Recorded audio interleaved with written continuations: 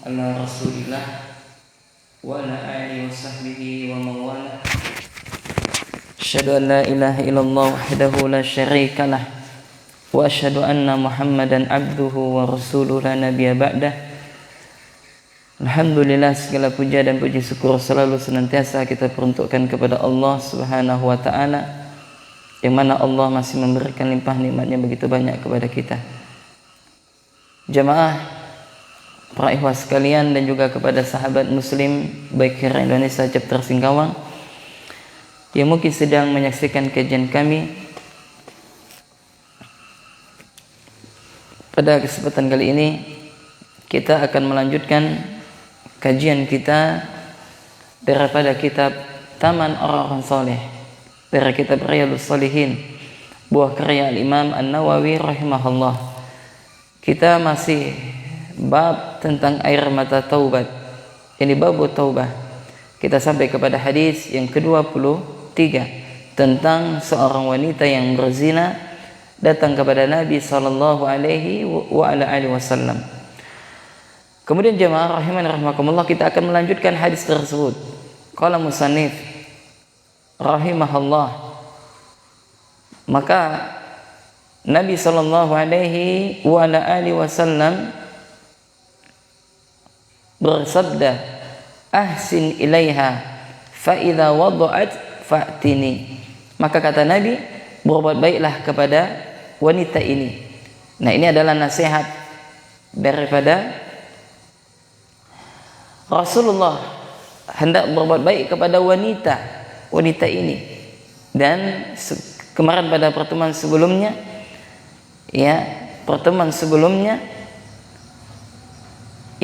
bahwasanya kita harus berbuat baik kepada para wanita, dan telah kita jelaskan pada pertemuan sebelumnya. Maka kita lanjutkan. Maka kata perawi hadis ini, fa'amara biha Nabi sallallahu alaihi wa ala alihi wasallam fashuddat 'alaiha thiyabuha thumma amara biha farujimat. Kemudian kata perawi hadis ini, maka lelaki tadi, walinya tadi, melaksanakan apa yang telah diperintahkan kepada wali tersebut, berbuat baik kepada wanita tersebut. Maka setelah sang wanita tersebut yang melahirkan, maka setelah bayinya lahir, maka Rasulullah sallallahu alaihi wasallam memerintahkan kepada sahabat untuk merajam wanita tersebut, memberikan hukuman kepada wanita yang berzina tersebut. Maka wanita tersebut diikat. Setelah diikat, summa shalla 'alaiha. Kemudian setelah diikat, maka wanita tersebut dirajam. Setelah dirajam, maka Rasulullah sallallahu alaihi wasallam menyolati wanita tersebut. Jadi intinya, ikhwan rahiman rahimakumullah, wanita tersebut ketika dia sudah selesai dari melahirkan, dalam riwayat yang lain disebutkan ketika itu dia datang membawa anaknya, maka apa kata Nabi? Kembalilah, susui anakmu sampai genap 2 tahun. Maka kemudian setelah itu dia kembali lagi, dan ketika anaknya sudah lewat 2 tahun, dia datang lagi kepada Nabi sallallahu alaihi wasallam. Maka ketika itulah Nabi merajam daripada wanita tersebut. Maka dilempar dengan batu. Sampai-sampai Umar melemparkan batu yang besar, sampai-sampai darahnya terkena wajah Umar.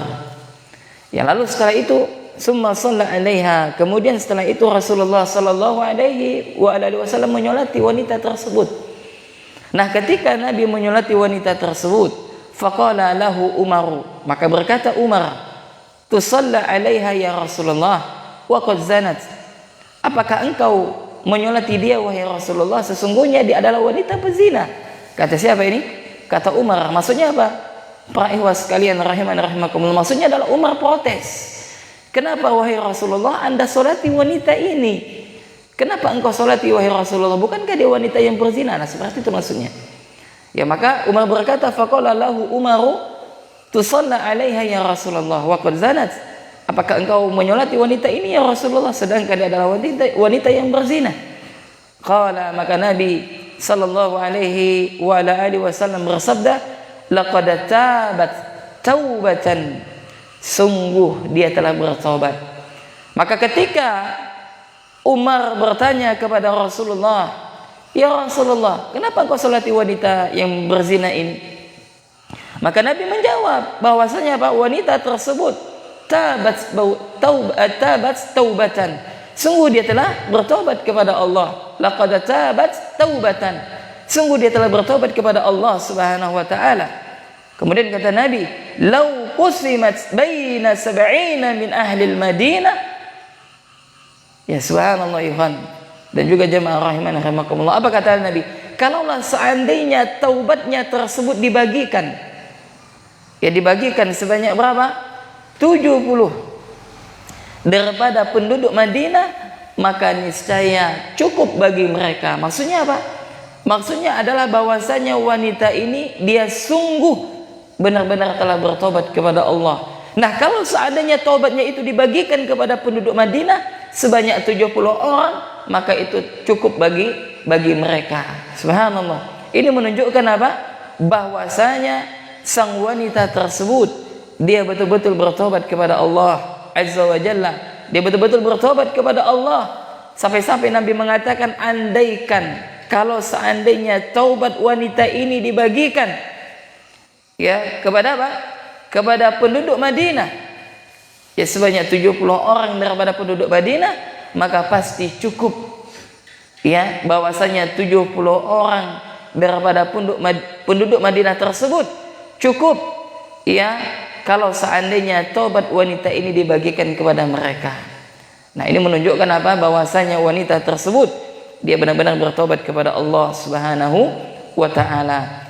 Kemudian ya Rasulullah sallallahu alaihi wa ala alihi wasallam ya melanjutkan ya daripada sabda beliau tersebut, ya maka Rasulullah sallallahu alaihi wasallam bersabda, wa hal wajadta afdala min an jadat li nafsiha lillahi azza wa jalla, kata Nabi. Yani Nabi sallallahu alaihi wa ala alihi wasallam menyebutkan, adakah engkau pernah menemukan seseorang yang lebih utama ya, yang lebih utama dari orang yang suka mendermakan jiwanya semata-mata karena mencari keridhaan Allah? Ya, Nabi bertanya kepada Umar, apakah engkau wahai Umar pernah menemukan seseorang yang dia lebih utama mendermakan jiwanya ya semata-mata apa? Karena mengharapkan ya Allah Subhanahu wa taala, mencari keridhaan Allah. Maksudnya apa, ikhwan? Maksudnya adalah bahwasanya wanita ini dia rela mati. Ya kenapa? Karena dia mencari keridhaan Allah Subhanahu wa taala. Karena dia bertobat daripada zinanya. Sedangkan pada zaman Nabi ditegakkan hukum Islam, ditegakkan rajam. Ya, maka syarat di antara tobat memang seharusnya kalau tegak hukum Islam, dia datang kepada pemimpin kaum muslimin, dia mengatakan bahwasanya dia telah berzina atau dia telah dibunuh atau dia telah membunuh, maka hukum Islam harus dikisos, tanda taubat dia. Kalau dia berzina, maka dia rajam sampai mati, tanda taubatnya. Yang mana apabila dia mati di atas hukuman tersebut, maka dia hanya dihukum di dunia, adapun di akhirat dia tak dihukum lagi. Apa tujuannya? Tujuannya adalah yang pertama, dia betul-betul taubat kepada Allah Subhanahu wa taala, dan yang kedua, dia hanya mencari keridhaan Allah Subhanahu wa taala. Maka karena itu jamaah rahiman rahimakumullah, ini hanya berlaku kepada siapa? Kepada pemimpin kaum muslimin. Nanti jangan pula ngada-ngada kita, ya enggak? Mentang-mentang masa kita banyak, kalau ada di antara jamaah, misalkan jamaah kita wal iazubillah ya, atau ada orang yang lain berzina, ya kita hakimi, kita hukum Islam, ya kita rajam, ya tak boleh. Kenapa? Karena masalah hukum rajam ini adalah tugasnya para ulul amri, yakni para pemerintah, ya para pemimpin kita. Naam. Maka jamaah rahimani rahimakumullah, ada beberapa faedah yang bisa kita ambil daripada hadis yang mulia ini. Faedah yang pertama, hendaknya kita segera bertobat kepada Allah Azza wa Jalla. Taubat ya, dan bertobat kepada Allah Subhanahu wa taala. Ingat ya ikhwan jamaah rahiman rahimakumullah, sebagaimana telah kita sebutkan bahwasanya kita ini adalah makhluk yang berdosa, makhluk yang berbuat salah kepada Allah Subhanahu wa taala, dan sebaik-baik orang yang berbuat salah adalah mereka bertobat kepada Allah Subhanahu wa taala. Maka bertobatlah kepada Allah, kembali kepada Allah dengan meminta ampun kepada Allah Subhanahu wa taala. Kemudian faedah yang kedua, ya, hendaknya seseorang yang dia melakukan dosa, ya, maka dia segera ya bertobat kepada Allah, jangan menunda-nunda tobat. Nah, kalau seandainya dosanya tersebut terdapat hukum rajam, ya maka hendaknya dia datang kepada pemimpin kaum muslimin, dia jujur menyampaikan bahwasanya dia telah berbuat dosa, maka nanti pihak pemimpin yang akan bertindak. Ya, ini dalam catatan apa? Kalau dia tinggal di sebuah negeri yang tegak hukum Islam, yang tegak hukum Islam, ya. Kemudian selanjutnya, ya, faedah daripada hadis yang mulia ini, yakni hendaknya seseorang berbuat baik kepada wanita. Perhatikan, Rasulullah memberikan wasiat atau memerintahkan kepada wali daripada wanita ini untuk berbuat baik kepada diri wanita tersebut. Padahal dia adalah wanita yang berzina. Ya, dia telah melakukan dosa, akan tetapi Nabi tetap memerintahkan untuk ahsin ilaiha, berbuat baik kepada wanita tersebut. Maka bagi kita wahai para suami dan juga para ayah, hendaknya kita senantiasa berbuat baik kepada wanita-wanita kita, kepada istri kita dan kepada anak-anak wanita kita. Kemudian faedah yang selanjutnya, faedah yang keempat, bahwasanya taubat yang benar adalah taubat yang dilakukan dengan lisan dan perbuatan. Jadi artinya apa? Tak cukup hanya Anda mengatakan saya telah bertobat, saya telah bertobat, tapi apa? Perbuatan Anda masih melakukan maksiat. Ya, maka tak cukup. Maka harus ketika Anda mengatakan ya saya telah bertobat kepada Allah, maka harus apa? Diikuti dengan apa? Perbuatan. Perbuatan apa? Perbuatan ketaatan. Makanya pada hadis yang sebelumnya, ya, ketika kita membahas tentang 100 jiwa, 100 orang yang membunuh ketika seseorang membunuh 100 jiwa manusia, maka apa yang disarankan? Untuk hijrah, berpindah, ya, dari tempat yang banyak maksiat menuju tempat yang tak ada maksiat. Maka apa? Dengan perbuatan. Inilah keyakinan Ahlussunnah wal Jamaah, bahwasanya iman itu adalah diucapkan dengan lisan, diyakini dengan hati, dan diamalkan dengan anggota badan.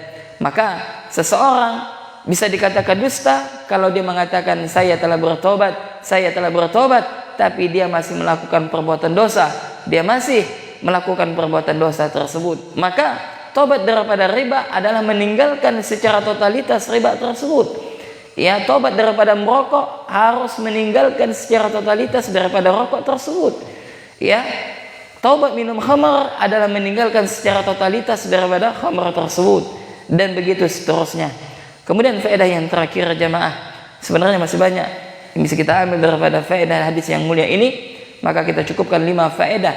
Maka faedah yang kelima ini, bahwasanya orang yang bertobat itu lebih baik, ya, daripada seorang ibadah yang sombong.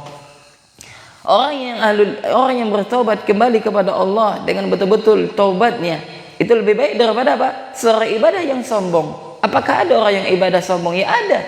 Mereka merasa dirinya lebih baik, wal iyadzubillah. Jadi jemaah, kalau ada, summa na'udzubillah min dzalik, ya, kalau seandainya ada dalam hati kita merasa lebih baik daripada seseorang, ketahuilah sesungguhnya kita telah sombong. Kita telah sombong. Ya, dan jangan sampai seseorang itu dia sombong kepada manusia yang lain, apalagi dia adalah ahlul ibadah, kesehariannya sering ke masjid, ya, apalagi dia sering menuntut ilmu, maka jangan sampai sedikit pun terbesit sifat sombong di dalam hati kita, wal iyadzubillah. Apa itu sombong? Sombong itu adalah sebagaimana diberikan definisi oleh Nabi, yakni yang pertama adalah menolak kebenaran, dan yang kedua adalah meremehkan manusia. Maka tak boleh kita meremehkan manusia, hatta anak kecil pun tak boleh kita remehkan.